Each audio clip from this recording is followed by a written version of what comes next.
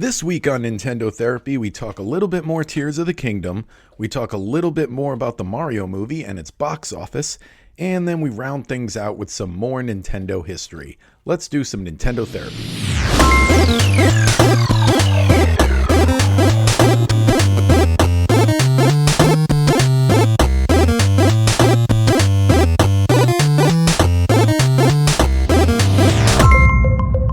Hello, and welcome to episode 19 of Nintendo Therapy, a show about the latest Nintendo news and rumors, as well as a celebration of all things Nintendo. And we got a full panel today. My dream of the four-person show finally realized. Harrison, how you doing? Hey, Kevin, what's up? All right, we got Momo. G'day, legends. Great to be back. And don't call it a comeback because he never left. We've got Sean finally back on the show. Hey, stuff works. And yeah, we're going to talk about some Nintendo stuff. So, did anybody have anything they wanted to bring up about what they're playing this week or anything like that? You want to know my favorite thing I've done in Tears of the Kingdom so far? Let's do Shoot it. it out. So I had a bokoblin that was throwing apples at me. So I did the Rude. recall thing and threw it back at him. And yeah, that's all it takes apparently to amuse me. Have you guys seen any like good videos of like cheesing the bosses with the new mechanics? Like I saw Donkey's video, but I also saw, like, speaking of what Sean said about, like, a guy took this like boulder and like spun it all around and then like woke up a Hinox and then recalled it and then just like and then the boulder just like keeps hitting him and then he's dead. I've just been watching people make death traps for Yeah. bosses and stuff. It's quite amusing especially the recall and ultra hand. You know, the fact that you just move ultra hand, like lift something up or move it around, and then use recall to get it to spin and stuff like that is actually quite interesting. And watching people make little contraptions or little devices. I don't know if I can say that. It's been really interesting to watch what people can come up with and how messed up people's minds are. Especially Well, considering, I don't yeah. know about you all, but like I'm so bad at building things in the game. I barely even try, which is probably why I'm bad at it. But whenever I encounter a puzzle where like you need to build like like the gliders or things like that, I always end up feeling like I'm missing something where I'm like, what am I supposed to put on this thing that's not getting me there? I give Nintendo kudos from going from a very tranquil Hyrule and Breath of the Wild to me scared to death. Everything wants to kill me. Like That's the why first I've been time building up my hearts, because it is a more aggressive Hyrule. So, and stamina is much less needed in this version, at least how I'm playing so far. So, in Breath of the Wild, I did the opposite. I built my stamina up first, but here I'm building my hearts up because more aggressive enemies, it seems like, and I have Ascend, so I don't need stamina as much. No, had I known that even the trees want to kill you, Oh, the trees are so annoying. Scared me. I hate the ones where it's like we look really scary, but like it would take us 20 minutes to kill you. Like overall, like the trees, yeah, like or like I don't like I wish like the birds, like the ones that you can like one shot, like some look intimidating, but then are like just kind of silly. Well, that's the kind of magic that sells 10 million units in its first week, which I haven't Oof. seen updated sales numbers since then, but that's more than Ocarina of Time sold in its lifetime. Well, You know well, what I mean? Like, Can I Go. share? Can I share with you a crazy stat I saw yesterday? Since Tears of the Kingdom came out, Breath of the Wild physical sales have been top 10 in the UK. It Yes, was that was it was actually what I was gonna transition here oh for the sorry. news is that it's that exact fact. It's like there's a trickle down effect. I've even seen people online posting that they were buying copies of Link Between Worlds and stuff like that because of this game. I saw somebody who was like, "Oh, I just got an OLED and I didn't have any games. Oh God, what have I done?" And they bought all 4 releases for Switch. Oh. So, They should Yeah. just hurry up.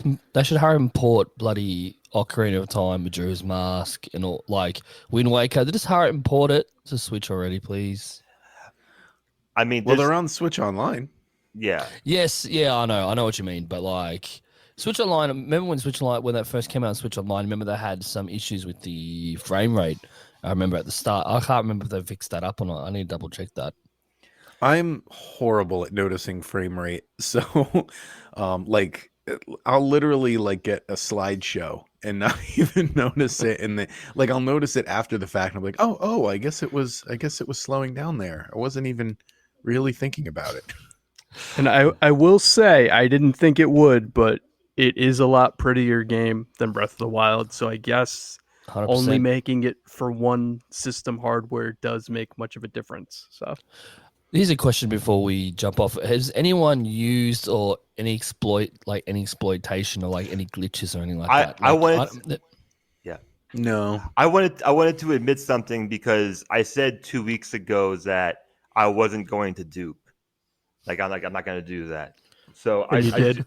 I do want to admit that after seeing how because there was like before the last patch there were like 3 dupe glitches that were found like within a couple of days, and Yep. they were so easy, like as easy as flying and pressing 2 buttons at the same time. Yep. And I was like, man, because I started thinking like, late game, I'm not going to want to farm because there are so many things in this game, and everything is used for something now. Unlike last game where like you took all the monster parts and you put them like in your motorcycle. Like Yeah. uh, so I do want to admit that because I want to I said it on the podcast and I want to be consistent that I am. Well, yeah. Well, I mean, I tried it. I tried legit, no joke. I thought, you know what? I'm gonna try this. Just just see what happens. See if I can do it. I tried it once. I was like, this is like before I went to work. I'm like, oh my god, it works like legit. And then I did it once, and then I come home from work. By the time I come home, the patch already started, installed, and it's gone. I was like, oh, that was Yeah, fun. yeah. I turned off auto updates. I don't know how, but like that's just. I realize that's how I am. Like that's how I am with my phone, with my like everything. Like I update manual for everything, and maybe I should stop that. I don't know. Um, Yeah, a lot of people are struggling with the decision of like keeping the version of the game before updating. But I think I read yesterday or last night, in like during my time, that I think with the new patch, I think people have already found another dupe thing again. So you know what, it's gonna happen, and Nintendo can try and patch it as quick as they can, but people just there's a lot of people in the world that are playing this, it, and they're very quick at exploiting the yeah. game very fast. Nintendo, this is an offline game. Like, who cares? Like who cares? Like who cares? Like people are going to upload and mod this game in ways that actually are more illegal or like more frowned upon. But this is an offline, non-competitive game. Who Well, cares? Nintendo's been patching Zelda games since before they even had systems with internet connection because look at the 3 different carts you can get for Ocarina of Time. Yes, They yes, each fixed different glitches that were available and different speedrunners use different versions of Ocarina of Time because of those glitches. yes. Did you ever see online with the Ocarina of Time that the Star Fox ship was in Ocarina of Time? Yes. Oh, there's not much I don't know about Ocarina of Time. I just check. Mate, Ocarina That's something Time. I have hyper focused on in my lifetime. To me, it's But yeah, yeah. it was never intended to be in the game. What it is like, so if you hack the game's code or whatever, you can get the R wing from Star Fox Yes. to fly around kind of like a bat. And that was for the developers to test basically test the Z targeting of how Link would follow something flying around him. But like, how cool is that? Yeah, something like that to be within a game that like years later people found. You know what I mean? Yeah. And I still stand by this. Ocarina of Time is still the goat. So that's my opinion still. So So I don't know if you guys have done this, but I made a really big bridge. oh yeah. Good that's job, about sir. Good that's job. about the extent of my accomplishments in the 2 hours I've had with the game. So you're not even off the Sky Island yet. Oh, I am. You are. Yeah, no, I I didn't listen to the last 2 episodes, but I read Kevin's notes when you guys were going to talk about it originally. I do agree that the tutorial Sky Island is too long, and it really irritated me when it's like, oh, go to the Temple of Time, and it's like, oh, you're not strong enough to open this door. Oops, there's another shrine, and I'm like, why didn't you just say that? When I get out of the third shrine, you're floating there, like you're outside every one. You could have been went, oh yeah, hey, there's another shrine, and then you're good to go. So I'm like, but for that to be the only issue I've had with the game, that's pretty good. What about when you jumped off the Sky Island? How did you go? Like, because I remember 2 episodes ago, one of us had a really bad start, blood moon, all this stuff happening. Oh jeez. So did you like? How'd you go when you get off? Like for you to get from off Sky Island to the first, probably to unlock the first tower. You know, how'd you handle any issues? No, so this is what I screwed up. You know those gliders that you just kind of set into like the ramp and then you can just get on it and go? Yeah. I thought they needed engines. So I put like 3 engines on one that they just given me, and I didn't know like once you do that, you can't, because I don't understand the containers yet. So I'm like, oh, I didn't need to do that. Well, great. But as I had far a as similar thing when I first landed and found, like, you know how they have those areas with the supplies, and Yeah. there's like wagon wheels in there, and I didn't know because the game hadn't taught you how to use wheels yet, and there was a Korok there that needed to go to his friends. It was one of those things too. Oh So yeah, okay. I must have spent an hour playing with putting those wheels on the wood before giving up because they don't work. But I was like, how do you get wheels to work in this game? And later on I find out there's like special wheels. But No, so my only mishap with coming from the sky is I went from one of the smaller islands and I was like, oh, I'm going to just head on down to the mainland. And as I was getting closer, I'm like, oh, that's just like a puddle. That's not an actual deep section of water. And there was nowhere else to go. So Link died kind of horrifically. So you yeah, I didn't think stick we've the all landing. fallen to our death at some point so far.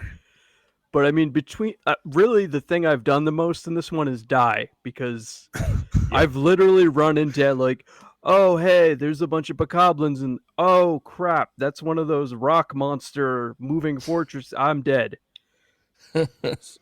So I'm hoping tonight to strengthen up a little, but I will say I like the shrines more in this one. Like I actually feel smart solving them.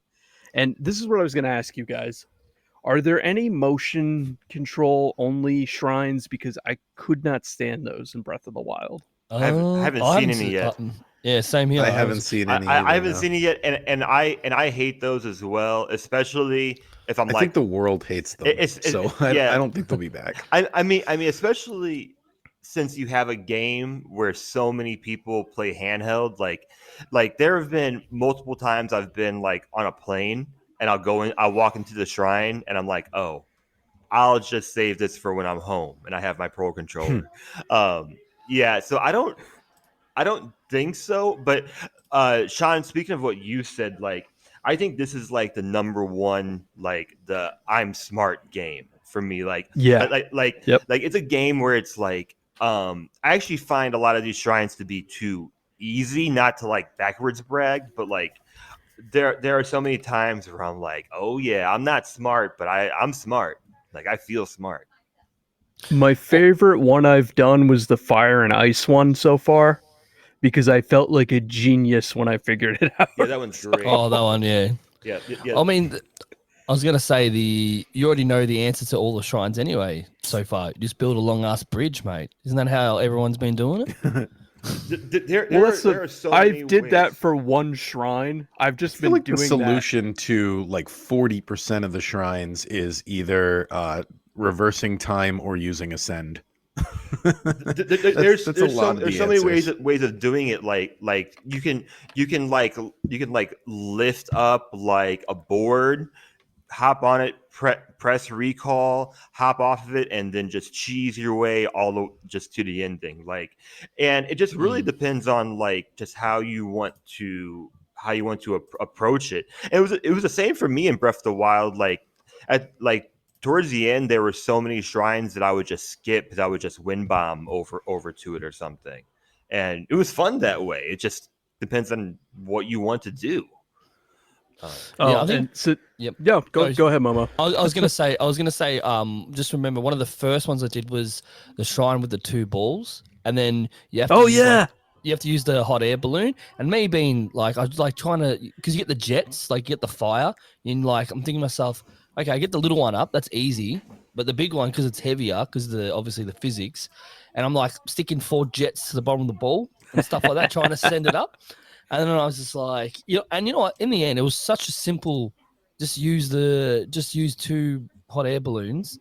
But I'm like, I see the jets there, the fire. I'm like, okay, I'll just use those as damn jets and stick it to the ball and realize it's just gonna spin out of control because it's got nothing, like the buoyancy to keep it like straight and like, you know what I mean? Sometimes you just overthink it. I just overthink some of the shrines where it's such a straightforward answer, but at the same time, I feel like I had a lot of fun just doing stupid stuff, just to see what. And the physics, I can't get enough how much Nintendo built an engine was such. The physics is such a. And I wonder, moving forward with Zelda, like, will they still continue to use this engine? For even if with better hardware, will they continue to use the engine they've put like so many years in and use it as going forward as well? You know what I mean? I hope so, because I mean it plays beautifully. So before we move on, the other thing I thought was funny when I started it is the beginning when you're in the caverns and the bats attack you and Zelda's like, "Oh my god, Link, are you okay?" And they like make it a point to show you have a ton of hearts, and I'm like, they're taking all of that away from me pretty soon, aren't they?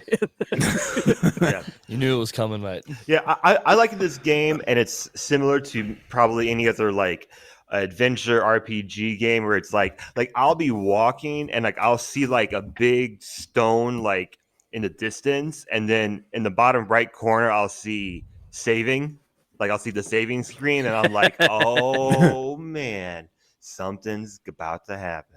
Like and sure enough, it's like a talus will pop up from the ground or something, Yeah, that's a common thing in lots of video games. Is like, oh, auto save, something's happening. Yeah. But yeah, before we turn this into another hour and a half of Tears of the Kingdom talk, we got business. All right, business, guys, business. Sorry to break it. It's a very serious podcast, guys. Yeah. Well, the first thing in the notes this week, I just wanted to mention that I think we should talk about before it's forgotten is that the numbers for basically what's probably going to be the end of Mario Brothers movies box office is in.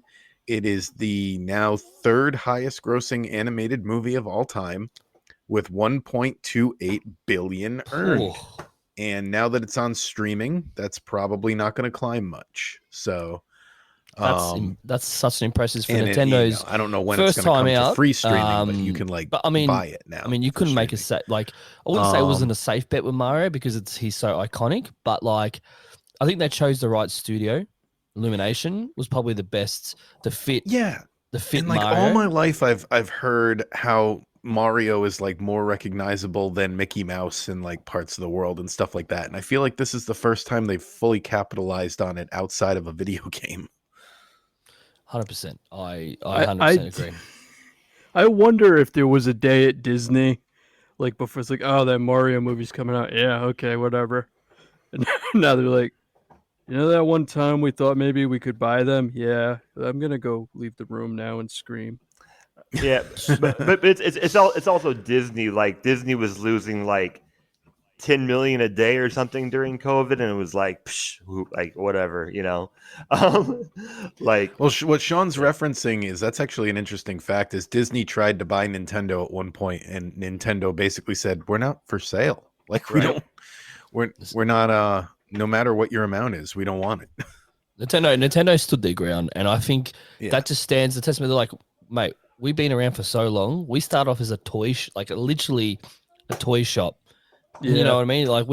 We are not afraid to, do our thing, and that's what they continue to do. And I think their mindset and their Japanese culture and how their mindset works, I think that plays a part in how Nintendo thinks, and which has put them instead. Don't get me wrong, Nintendo do make some interesting moves. Let's be honest. Logically wise, you think to yourself, really, but at the end of the day, Nintendo sticks to their principles. They stay who they are, and love them, hate them, they'll always be who they are, and that's why they'll stand the test of time. And they've got characters like Mario, like their main characters, like mascots, like Mario, Zelda, just those two on there, like Kirby. But like, you know what I mean, like those two, like Mario and Zelda, their main staple alone will get them juggernauts. We'll get them to the end of time if they continue to produce any form of any media. Like any form of media, like obviously movies now, and we'll see a Zelda movie, 100%. A Zelda movie will happen, and another Mario movie will happen. You'll see. Well, yeah, Just $1 give me billion. my Luigi's Mansion movie. Yeah, $1 billion animated movie. I mean, they'll keep making more of those until it stops making $1 billion. So yeah, welcome. If anybody's wondering what it beat, I had it here. It was Frozen 2 was number 2 with 1.4 billion. Bummer. And the Lion King is number 1 with 1.6 billion. You mean the original Lion King? Yes. I don't know I don't know if that's counting like re-releases or anything like I that. was just say that's going to be adjusted then, because it has to be. I was guessing it was Toy Story and Frozen, like Toy Story like 4 or like whatever the newest one was. Because I think Toy Story 3, according to the first one that made Wikipedia $1 billion. page, this is worldwide. Oh, that was the Lion King remake, made 1.6 billion. Oh, that doesn't count. No. Yeah. If you said the original, and we're like 100%, I respect that. It's on the Wikipedia page for highest grossing animated films. Well, they're incorrect. You know that episode of The Office where Michael Scott's like, It is interesting. where Michael Scott's like, Wikipedia is the best because anyone can go on there and edit, so you always get the most up to date information. It's really interesting that that's in the category of animated films when it's called the live action Lion King. You know what I mean? Like it's like backwards. But technically it's kind of, you know what I mean? Like, it is animated, but it's funny. Yeah, I know. Yeah. Was it even good? According to the numbers, the website, the numbers, it is the number 2 highest grossing animated movie after Frozen. They don't count after Frozen the live 2. action Lion King. Yes, Fro- Frozen 2 still made 1.4 billion. So I wanted it to beat Super Frozen. Mario Brothers would need another 200 million to surpass. They can still do it. You never know. Yeah, they can still do it. And the the sequel or the next one could very well do that as well. I mean, that's kind of the trend of a lot of these animated movies, and I can't believe that. Like, oh yeah, Frozen 2. It's 2. Yeah. I mean, I think guys, guys, I got it. Because the one They below it is re-release it in like a year. They let James Cameron just repaint everyone blue in it, and it'll just make a ton of money. Makes sense. That's gonna take longer than a year though. That's gonna take like 11 years. You underestimate Oh. crunch, sir. I think there's actually one more thing that I feel that for Nintendo now to really push like animated or any media with Mario and Zelda is while knock on wood, Mr. Miyamoto is still alive because he had a massive hand in the Yeah. Mario movie, and I feel his vision of as the creator, you know, is what actually helped as well. I mean, obviously, they chose the voice actors and stuff like that, and the story was pretty straightforward. Let's be honest, but the essence of the movie, all the hidden little Easter eggs for us and stuff like that. Miyamoto, he pretty much gave the stamp of approval. I think Illumination wouldn't have put this movie out unless Miyamoto was happy with the product, and I think that's to me is such an important aspect of this movie and going forward while he's around still, like I said, knock on wood, for any Zelda or anything like that he's, so ingrained with to be involved in this type of media and producing, letting other companies produce Nintendo, because Miyamoto himself, as you think about it, he's almost like a mascot of Nintendo. Oh yeah.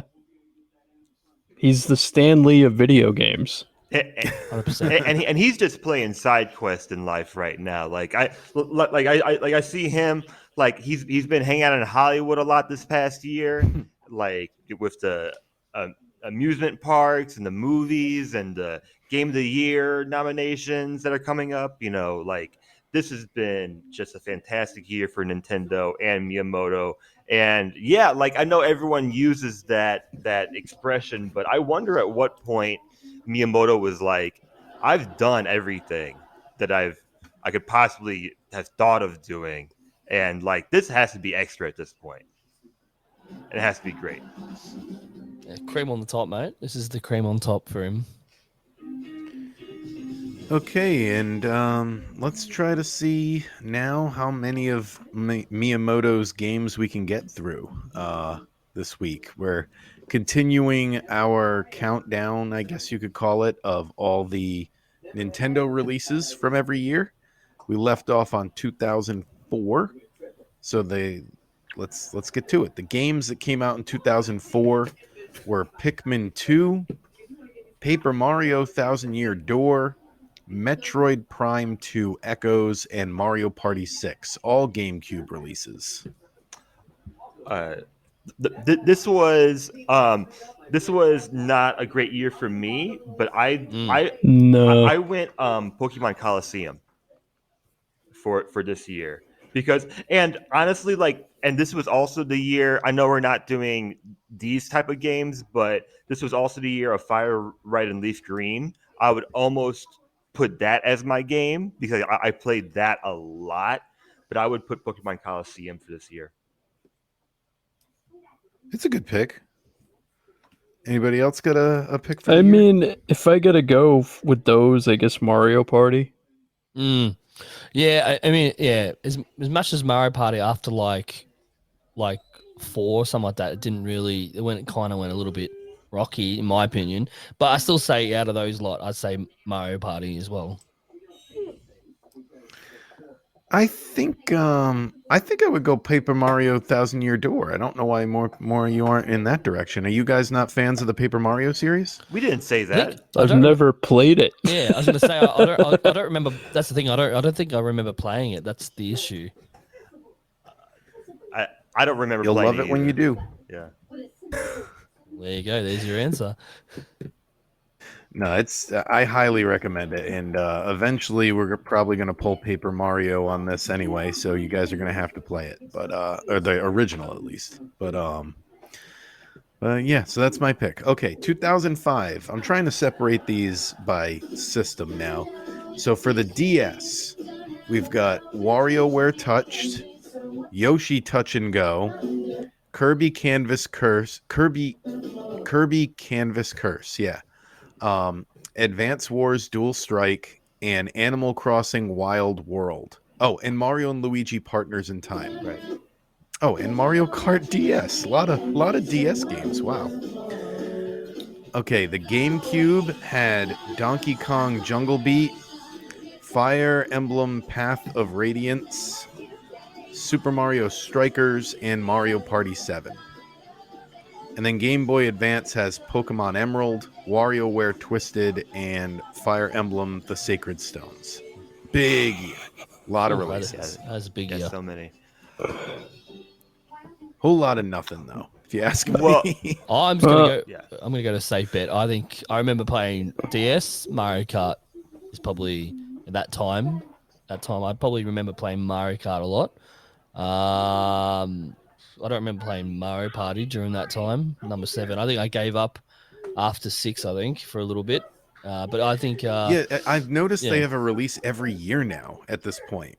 Like, because they had 6 last year, 5 the year before that. Really cranking out those Mario parties. I mean, I played a lot of Strikers, so I'd have to go with that. That's a good choice. Good choice. No surprise, and I'll kind of spoil it right now.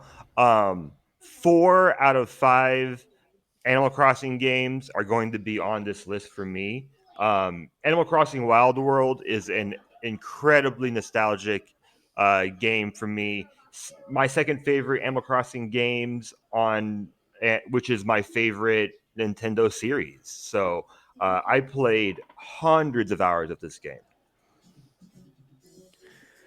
I think this is the era that I was mostly playing retro games. There was like a 5-year period where I barely played anything new, and like I was catching up on everything I missed as a kid, like playing like Earthbound and like Chrono Trigger and like stuff like that.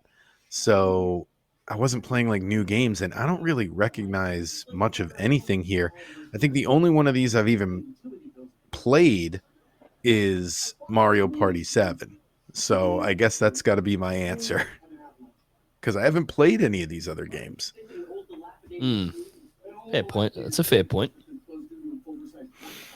All right, so 2006, we've got Super Princess Peach on the DS, Metroid Prime Hunters on the DS, New Super Mario Brothers on the DS, Pokemon Mystery Dungeon on the DS, Mario vs. Donkey Kong 2 March of the Meanies, DS, Pokemon Ranger DS. And we have a Game Boy Advance game in here, 1, Drill Dozer. Ooh. And then the introduction of the Wii. We've got The Legend of Zelda Twilight Princess for both GameCube and Wii, and Excite Truck for Wii. And also Wii Sports. Sorry. Obviously Wii Sports. Oh. You guys gonna get mad when I go with Wii I'm going Sports? Wii Sports. No. I- No. It's a good answer.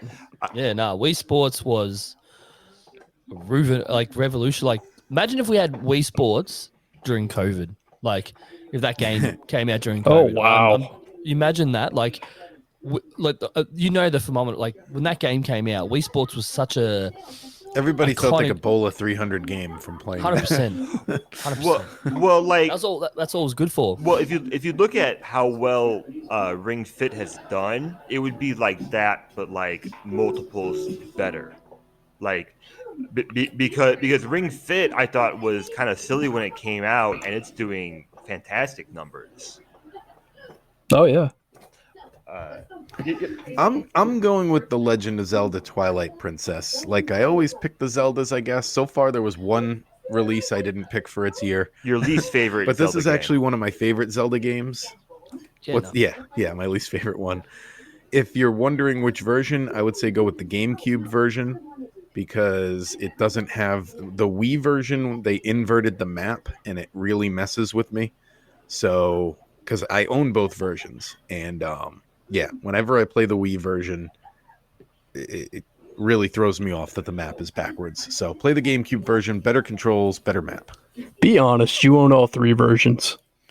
I do own the HD version on the Wii U as well, yes, which is the version I would play, and the map they use for that is the GameCube map. So shows you that they know that's the what do you call it? The canonical map is the GameCube version. Wii Sports just lots, so many memories, like so Oh, many, yeah. so many Oh, yeah. memories of playing playing with people who never play video games, Grandparents, man. playing this game in college. And I brought it up when we did our sports games. Wii Sports is the #1 selling game that's on a single console. Over 70 million units sold. Although that is keep in mind it is a pack-in game for the lifetime. Yes. I believe the lifetime of that system. Yeah. But still record-breaking by a lot on a single console. That game is. I remember when I first brought it. I brought it home. I played Wii Sports as well as I got Zelda as well. That every time we had family over and stuff like that, we played Wii. And stuff like that to the point where, like, we brought a Wii for my grandparents so they just play Wii, just play Wii Sports, bowling and stuff. That was it. Just both of them at home. That was it. So addictive. Like I played so much Wii golf. Like I legit was trying to like get better at that. Like I spent so many hours playing Wii Sports. Such a good game. Good memories, that game. Random piece of trivia about Twilight Princess is there was almost a direct sequel to that Zelda game, kind of like Tears of the Kingdom, but Miyamoto had the team work on Zelda crossbow training instead, which is not Epic. the best decision he ever made, in my opinion. I mean, to be honest, the game for what it was, when you brought the attachment for it, put the Yeah. The like Wii Remote Plus or whatever they added. No, but like you put the gun attachment or whatever. The bow Oh attachment. yeah. Like, to be honest, like as much as you want a remake of the like a very good Legend of Zelda, that bow training with that attachment made you feel pretty cool. Let's be realistic here. They could have incorporated it into the Twilight Princess sequel, but he was like, nope, make this. And I think it was because he was bitter, because he was a big supporter of Wind Waker, which I am too, but I think he didn't like that Twilight Princess outsold Wind Waker. But anyway, 2007, we've got WarioWare. These are all Wii games. WarioWare Smooth Moves, Wii Play, Super Paper Mario, Mario Party 8, Pokemon Battle Revolution on Wii, Mario Strikers Charged on Wii, Metroid Prime 3 Corruption on Wii, and then for DS, we have Wario Master of Disguise, Pokemon Diamond / Pearl, and DK Jungle Climber. Is that all for 2007? Oh my god, there's more. Legend of Zelda Phantom Hourglass is on that year. Fire Emblem Radiant Dawn on Wii, Mario and Sonic at the Olympic Games on Wii, Mario Party DS, Wii Fit, and Super Mario Galaxy came out that year. That's a big one to not say. Well, I mean, let's be realistic. There's only one banger in that group, and that was the Galaxy. I'm not even a big fan of the Galaxy series, and even I will say that's the pick for that year. Nope, I gotta still go with Strikers because I played a lot of the Wii Strikers. So really, you stay committed, mate. You hold the line, champ. Okay, so I would also go Galaxy, but I have to say, in college, my friends and I played hours and hours of Smooth Moves, and that's not a series that I necessarily enjoy that much, but I almost would put WarioWare for this year just based on the amount of, like, what is this fun that I had with that game. Like, very confusing, like a game where it's like you win and it's like I win? I win what? Like this? I don't want to win this, but okay. But yeah, Mario Galaxy, okay. All right, so mark this as now 2 years that there were a Zelda game and I didn't pick it because Phantom Hourglass, not picking. Going with Galaxy. Oracle, Phantom Hourglass. I'm keeping track of these mid Zelda games that we're not picking over Mario Galaxy. So 2008, the DS games were Advance Wars, Days of Ruin, which I didn't know there were that many Advance Wars games. Kirby Superstar Ultra, Mario and Sonic at the Olympic Games again. Probably a different country. Oh no, this is the DS version of the Wii one. Okay. Professor Layton and the Curious Village on DS, and then on Wii we have Animal Crossing City Folk, Mario Kart Wii, and Super Smash Brothers Brawl. This will be the only time I don't pick Animal Crossing. I didn't like City Folk that much, and I have to go with Brawl. I played Brawl a ton, and I also wanted to say shout out to World of Goo, which released on. Oh, that was good. I know it's an indie game, but it released on WiiWare in this year, and I played it so much on Wii. It was such a good port. Just wanted to include that. I gotta go with Mario Kart Wii because that was the first time I get to play Mario Kart online. Yeah, man, and with a steering wheel as well. Oh, yeah.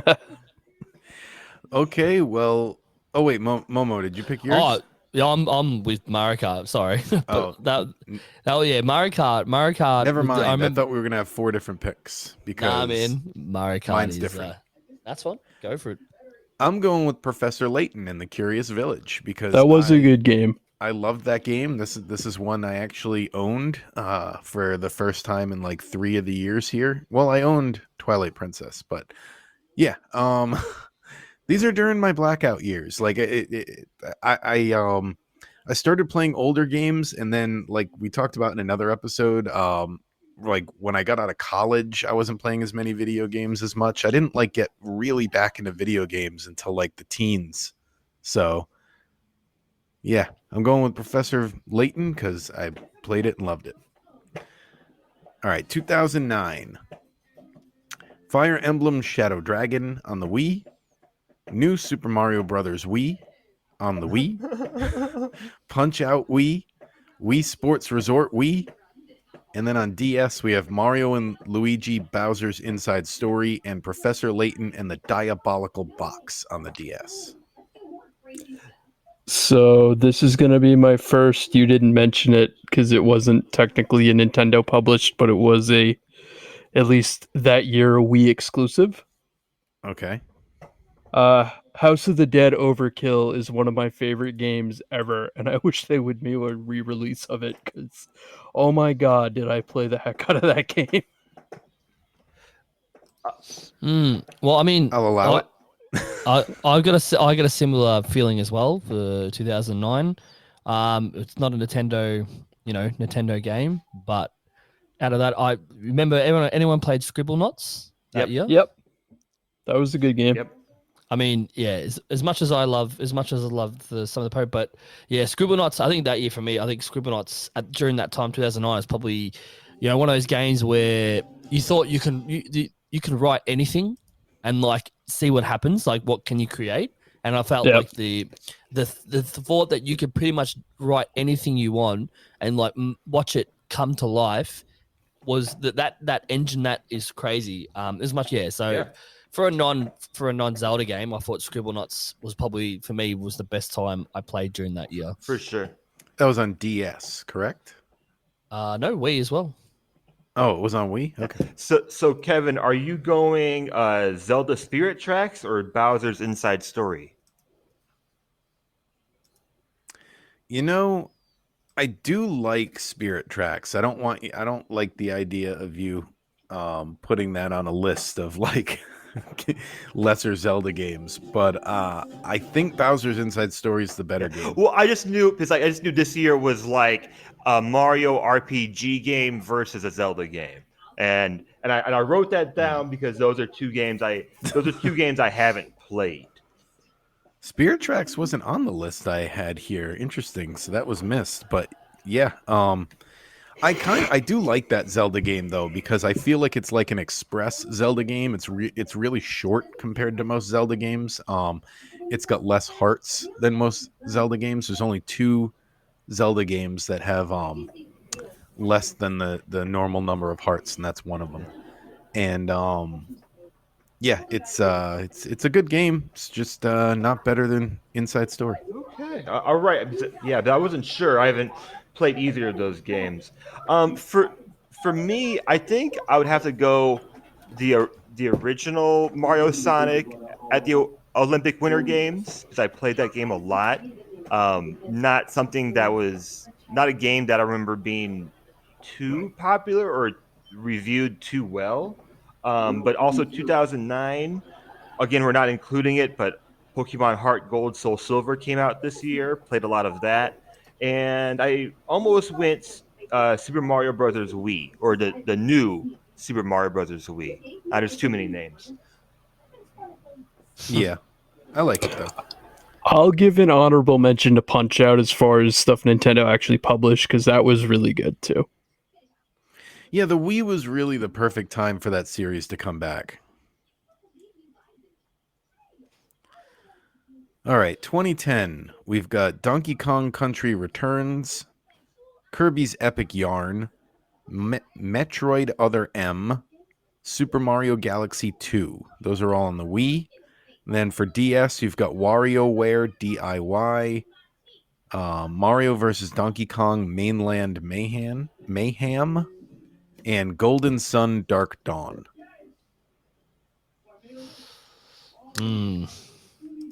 So I honestly, Kirby's Epic Yarn, and I know that might sound crazy, but that is I've said on this podcast before that like I think some days I just want press A the video game. And that is very press A the video game. You can't die.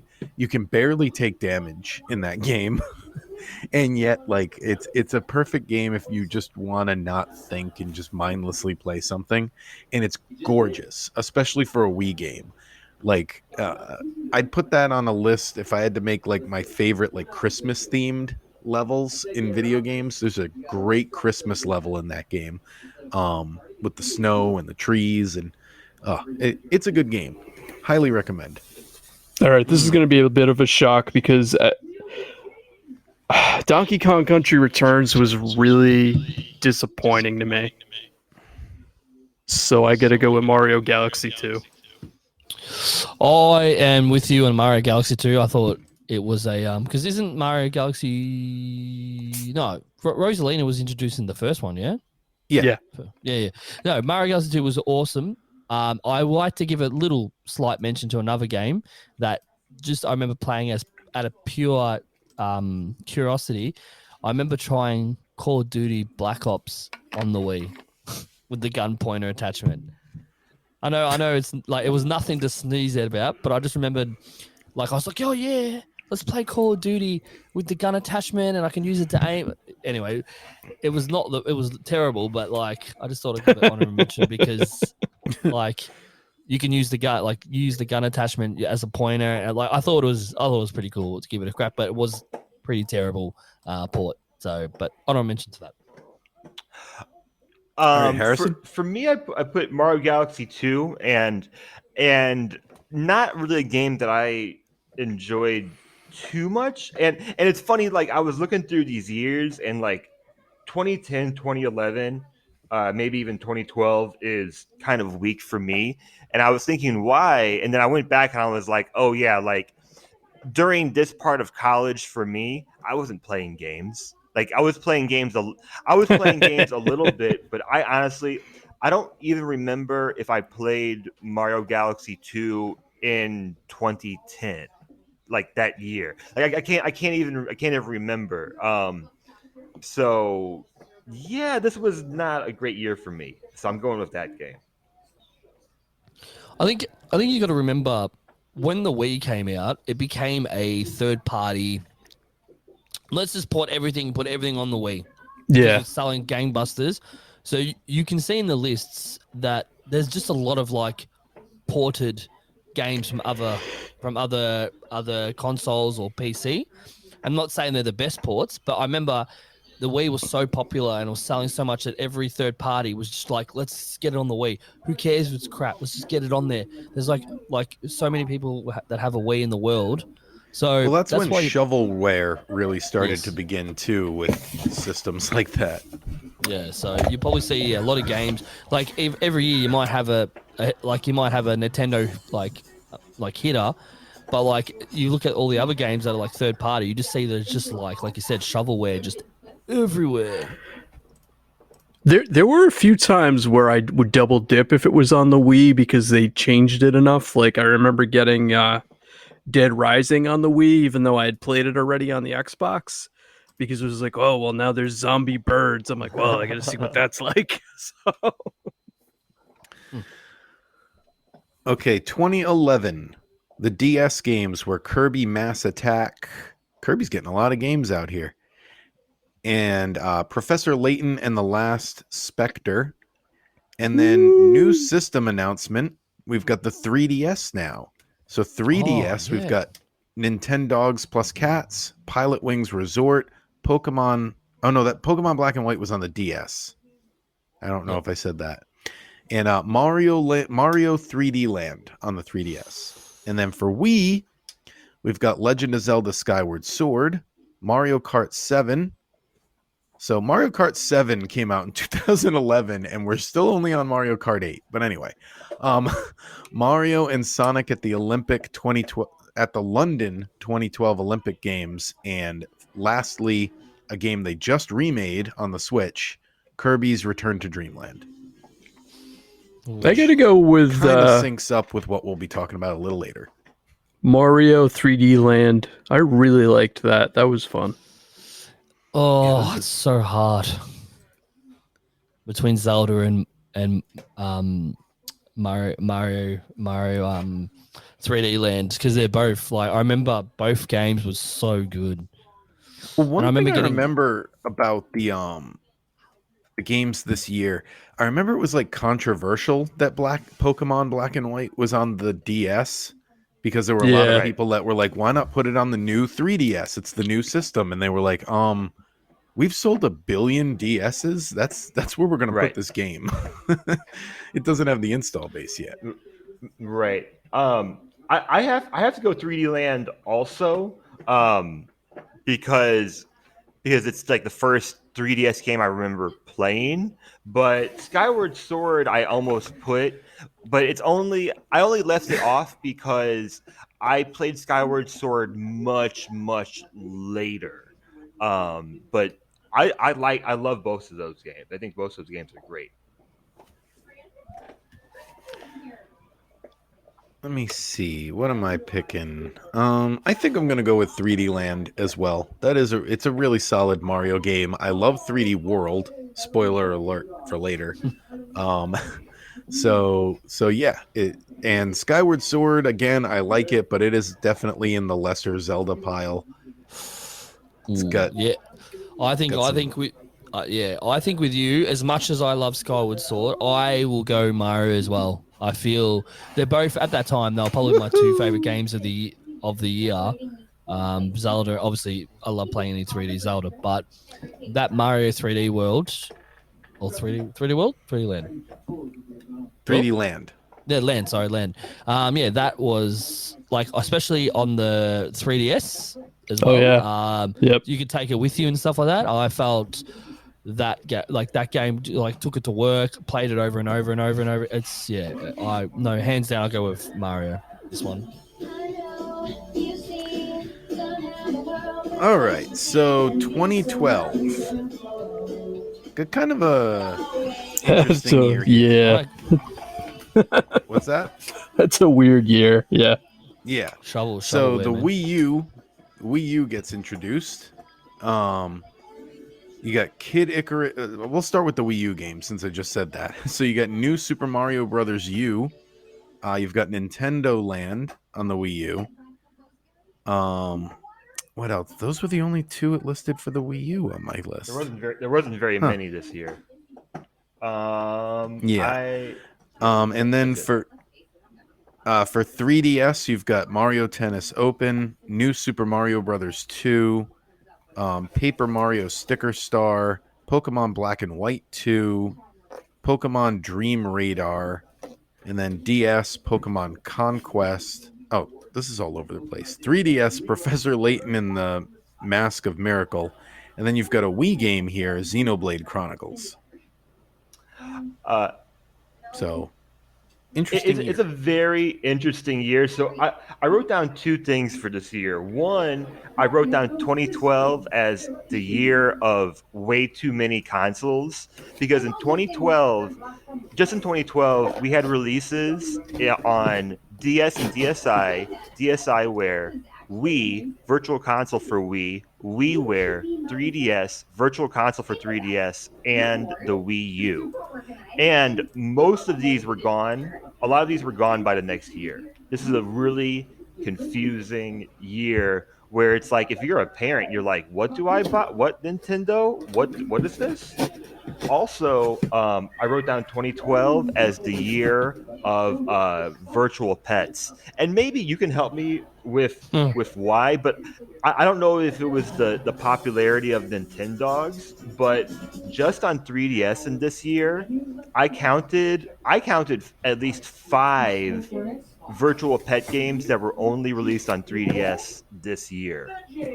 So I don't know if it's because Nintendogs was so popular and this was like a trend, but there were tons. Um, Yeah, Nintendogs was a yeah, huge seller. and I guess it Mm. just followed suit because I mean we have My Pet Puppy 3D, Paws and Claws, Pampered Pets Resort, Horses 3D, Funky Barn 3D. I'm like, and I stopped at March. Like that's just the first 3 months of 2012. Regardless, I digress. I'm going new Super Mario Brothers 2, I guess.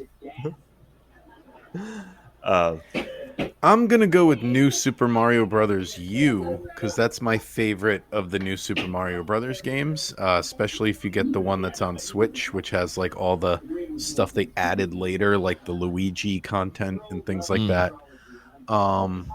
But we're not doing re-releases. But yeah, New Super Mario Brothers U would be my pick for that year.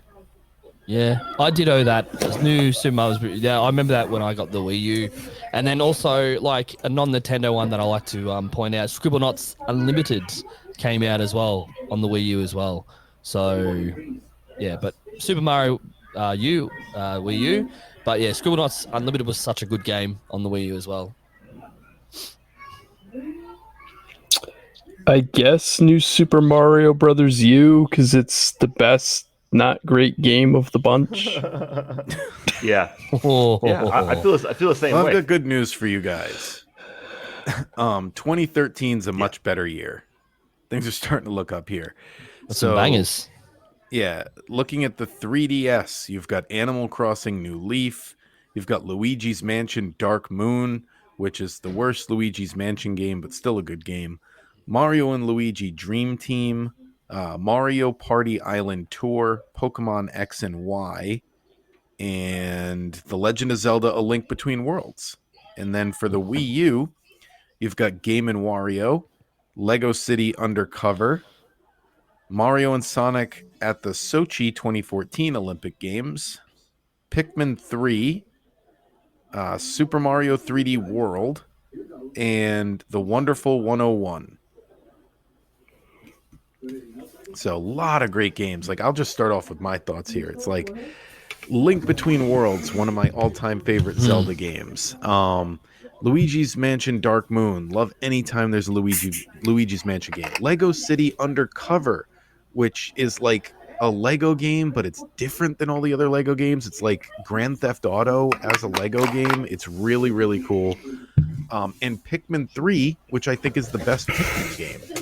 So, Didn't and Mario 3D World. So, I'm gonna go with the trend I've been doing, and since I've picked other lesser Zelda games, I think I have to pick Link Between Worlds. But it's a hard choice this year, especially with Pikmin 3 in there and Lego City Undercover and Luigi's Mansion.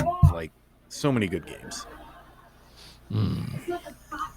I'm with you. I think Link Between as well because, like, not just that. I remember getting the gold and black 3DS for it. Oh, Yeah, nice. Yep. The large one. I remember because it became a habit after this one when they redid Majora's Mask and Ocarina of Time, getting the new. So every time I bought the games, I remember spending money, for no reason, getting an extra like console because it was so cool. But I remember Link Between Worlds, that console, the gold, and then you flip it over, you got the black, and then like the Triforce is like gold and black as well, like a shadow of itself.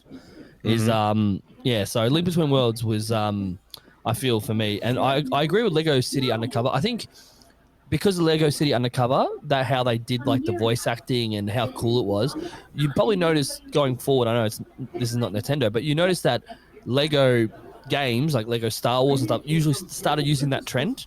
You know what I mean? Like how that open world, like Grand Theft Auto, like you started noticing like in different like Harry Potter, Star Wars, all their franchises, they started using like how they like bits and pieces from Undercover, that type of game aesthetic in their games after that, if you probably noticed.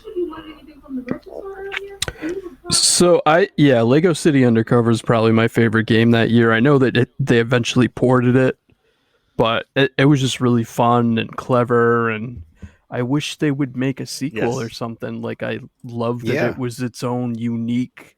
Hey, Oh, it's the characters are Lego, good. but it's not licensing anything else.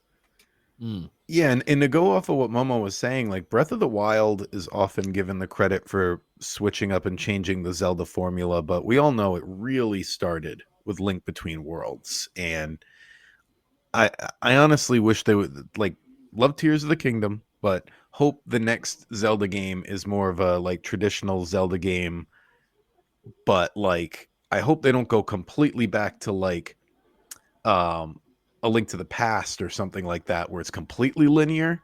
Like give me the a Link Between Worlds as a console release and not a handheld release, like Yeah. something like that. But you think now with the way Nintendo is, and say it might take 5 or 6 years to make a new mainline Zelda game with that new engine, obviously, right? But in between that, they can easily make the top down like 2D/3D, you know what I mean? Like Zelda yeah. type games. Like as a to feed the fans while they wait for the big one. You know what I mean?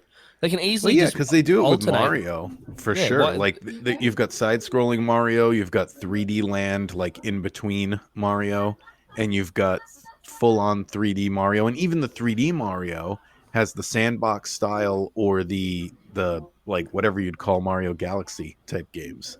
mm. So Yeah, I think if Nintendo was smart going forward, which they're probably doing, we don't know, but they could already be making like redoing like how they did Link's Awakening in that that diorama style. Like, I mean, they make the same game, but like just put a spin on it. I'm not saying it's for everyone, but I mean, they could be redoing like Oracle of Ages or Seasons, but Yeah. in a different style. Like so we're getting the original game, but we're getting like an updated, like in a new engine, new style, and then obviously a lot of fixes to the game to make it better. So if Nintendo was smart, they should be bouncing while we got the main Zelda being made. Let them, take 5, 6 years, whatever they want. They take their time. In between, we can get like drops of old games being remade again, or like remastered, or like what I mean. Like really, just give us something to eat while we wait for the new Zelda. Uh, all right, and I think that's probably a good place to stop. That's 10 years. So Harrison. Sorry. Harrison, We got sorry. off on a yeah. I do want to include. I didn't know Lego City Undercover released in 2013. I didn't realize that game is 10 years old, because that game has aged wonderfully. Yeah. it's another one of the Wii U games available on the Switch What in a long list of what games. an awesome game! Like even me, I'm kind of iffy on Lego games. That game is fantastic. 2013 is a great year. I mean, I love Super Mario 3D World. I think Pikmin 3 is great.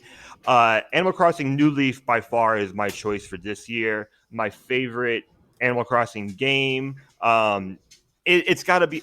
I haven't made my list recently, but it's got to be in my top 5 favorite games of all time. I mean, it's just Wow. Yeah, I still play that game as well. it's one of these I love games it. where like I have it, and every like few weeks, couple months, I think about putting it in and starting over and playing it. But then I say, But then I say, Yep. no, you have new games or other games you need to be playing. Games you you have tons of games that you bought that you haven't played. You can't go back and spend hundreds of hours playing this game. So New Leaf is I could do a whole pod on it. I mean, it's just one of my favorite games. Okay, now that is a good place to end the 10 years through. So next time we only have to do 2014 to present, and we'll be done. So did everybody have a chance to play the Spotlight game this week? Yeah. Yeah. Yeah. Some Kirby's Dream Land? Surprisingly, without realizing, I did as well. Okay. That makes What sense. do you mean? Because I had I had some family over from overseas, and one of the little ones, he likes playing Kirby, and funny enough, this game we played this game, and I didn't even realize I forgot this was the Spotlight. So in a way, I kind of did play it. Well, Kirby's Dream Land came out in August of 1992 in North America, came out in April of 92 in Japan, and it was actually August of 92 for the whole world outside of Japan, because PAL region, they were only 2 days apart. And yeah, it came out on the Game Boy. It was I think the first Kirby game, right? Yes, it is. Yes. Yeah. So you can't. It's the one you can't copy abilities in. That's how you can remember this game. It's like the only Kirby game you can't copy abilities from enemies, which was weird when I was playing it. I kept forgetting. Right. And fun fact about this game, it was it was the best-selling Kirby game at over 5 million units until Forgotten Land. Forgotten Land is now the best-selling Kirby game, which just says more and more about the popularity of Nintendo Switch. Like they can release a game like that, and it'll be the best-selling game of that whole franchise. I go back and forth on if I'm ever going to play Forgotten Land, and I think what I'm going to end up doing is just watching a Let's Play or something, because Oh, you should play it. It's really good. okay. I don't know. Like, I think that's what I have to start doing with the Just amount of voucher time I it. have, though. You know what I mean? Like, I can watch a few minutes of a YouTube video at work, but I only have so much time to actually play games these days. Kirby's easy. You'll get through it in a weekend. Just press A, mate. This Spam is why A. Be this good. is why we All need right, that's what I want. a Press A, the podcast video game. sponsor. Like, guys, sponsor us. Kevin quits his job, then he plays video games. Like, this. Come on, guys. So, but back to Dreamland, I'm looking at some information on it here. It's got a 62% on game rankings. I saw that, and on the fandom page, it says mostly positive reviews. I'm like, a D- is mostly positive. Like that's the other review sites I see listed here are IGN gives it an 8 out of 10. What is All Game? I have no idea what All Game is, but they give it 4 out of 5 stars. I'm surprised there's not how is there not a Nintendo Power rating of this, or like Game Pro? This came out during the prime of those magazines. I think. Also, I think you got to. I don't know if you. I probably forgot if you mentioned it. Do you know this was Sakurai's first game as director No. and game designer? Really? Yes. Wow. This is his very first game, 92. He did Dreamland and Kirby's Adventure. So he did 3 Kirbys before Super Smash Brothers. That's funny. Yeah, I always remember that they make the Smash Brothers games because it's like one of the only places I ever see that HAL logo are Smash Brothers and Kirby games, but didn't know that. Such an interesting fun fact. I never expected Sakurai to be a Kirby guy. And he was also a game designer in the first 2. So he not only directed but a game designer as well, which is quite interesting. I know that. Kirby was depicted as white on the cover of this game because they weren't sure Mhm. they weren't sure what color they wanted to make Kirby at the time, so they just put him on the cover as a white Kirby, and then they decided later that what color he wanted to be. Yeah, there's some story behind how they picked pink as well, and I don't know what it is off the top of my head. Well, according to, I was just reading some more about Sakurai. Supposedly, he's the creator of Kirby. So he picked Well, the pink color. That's why he's so good in Smash Brothers. Yeah, he made I him owned OP. this game as a kid for sure. Like I have memories of playing this in the car on my Game Boy. So the extent of me playing this as a kid was every bus had that one kid who had a Game Boy who would actually let other people try it. So that was my initial time with it. But today I played it and I beat it. So that was kind of exciting. Yeah, it's not a very difficult game.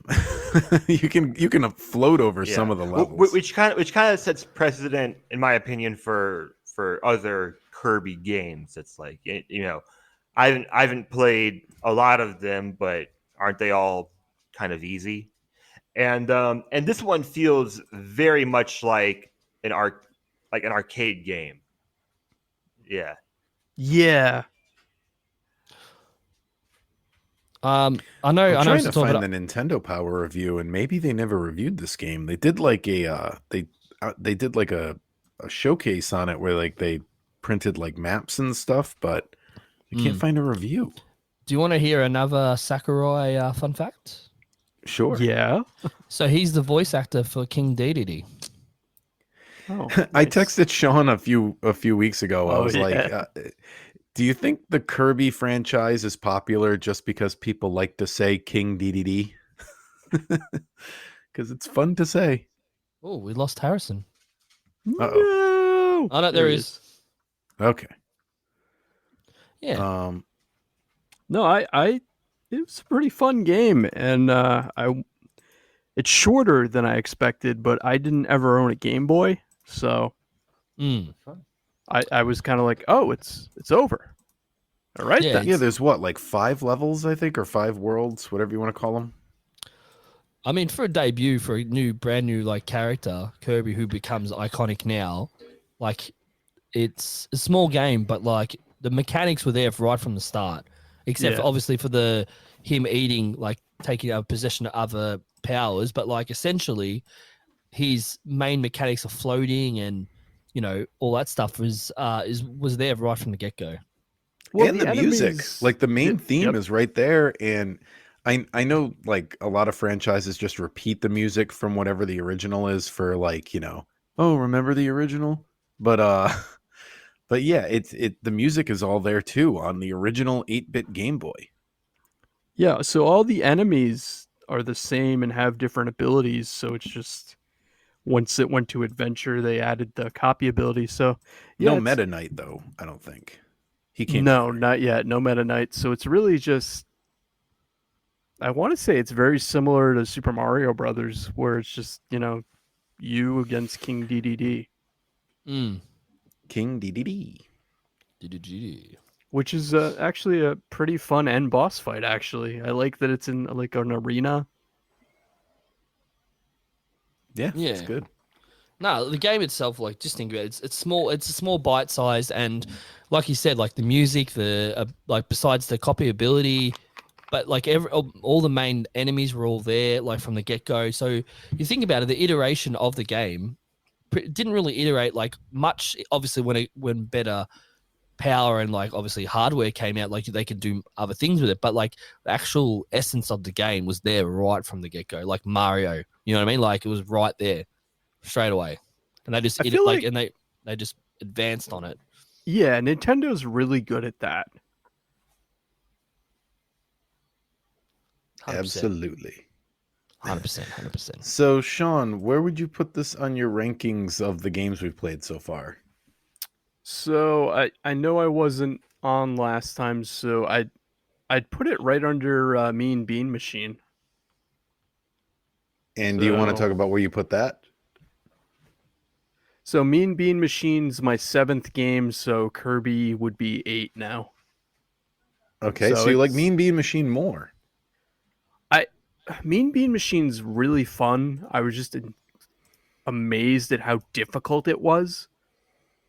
Like, just how much it spikes in difficulty, but I really had fun for the 33 minutes it took me to play this game, and I probably would play it again. So yeah, it's in my top 10. Yeah, the music keeps me coming back. I don't know what it is about it. But yeah.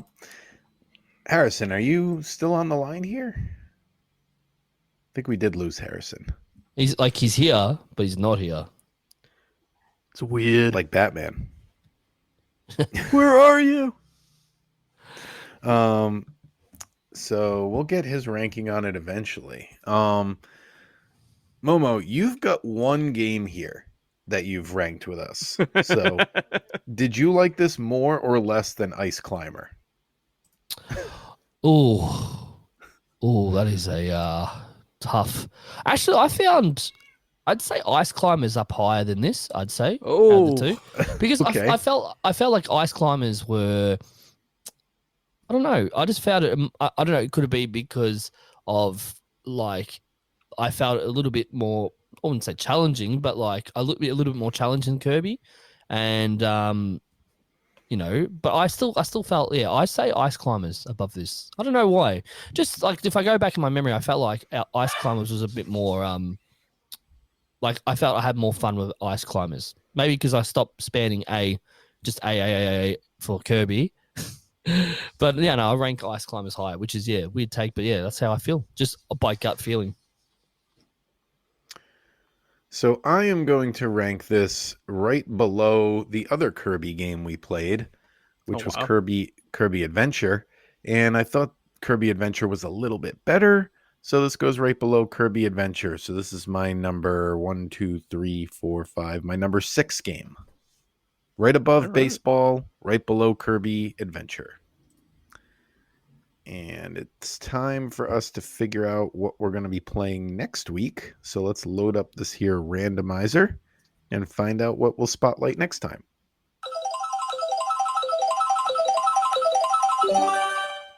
Tears Okay. of the Kingdom. It's not an option. So we're back to the NES. We took a little bit of a break, a few games in a row. And we're going to be playing another puzzle game, Yoshi. Not Yoshi's Cookie, which I think is also on there. There's 2 Yoshi puzzle games, but no, it's not on there. Okay. But we're going to be playing Yoshi, the NES version, which is a game that I love. Let's see if I Yes. love it more than Mean Bean Machine. But yeah, there's a lot of puzzle games on here I'm noticing now, which is kind of perfect for a handheld system. Yeah. But anyway, that is our show. No, We'll looks- get Harrison's thoughts on Kirby at some point. We unfortunately lost him there. As always, keep in mind we're Nintendo fans, not Nintendo experts. So if you'd like to send us any corrections on anything we said today, let us know. Nintendo Therapy Pod at gmail.com. Nintendo Therapy on Twitter. Nintendo Therapy everywhere. Anyone else have anything to say before we sign off? No, I man. love- Sorry, go for it, mate. Oh, I was just looking it up. I love the box art for Yoshi. Have you played it? Yeah, I have played it because it's the one where you like have to switch plates around. Yeah, I actually owned it on. This is another one I owned on Game Boy, but I think the NES version is just more colorful. Pretty sure they're identical. Yeah, the box art's really good from what I remember. Yeah, I remember this. Yeah. Nah, it looks good. I can't wait to give it a crack. Yeah, and as always, like, it was a fun show. They have 4 of us here. Well, 3 Oh, now, yeah. but like have 4 of us here was awesome, and hopefully we can get 4 again, and have a bit more dynamic. I'm looking at the box art now, and it looks like Yoshi has some kind of secret that he's keeping from us. Yes, It's yes, it like- does. He looks very suspicious on this box art. All right. Thank you, everybody. Thanks, guys. It was awesome. All right, we'll see Good you talking next with time. you guys.